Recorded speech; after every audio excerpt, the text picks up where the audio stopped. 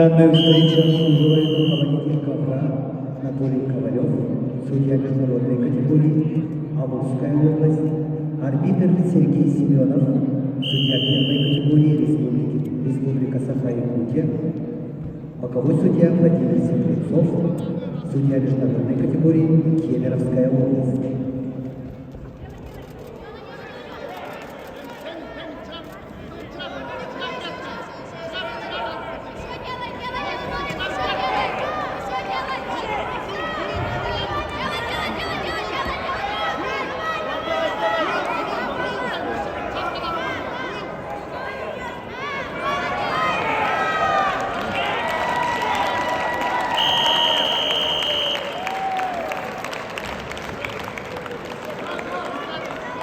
В весовой категории до 55 килограммов среди юниоров победительницей становится Наталья Горлова, Санкт-Петербург.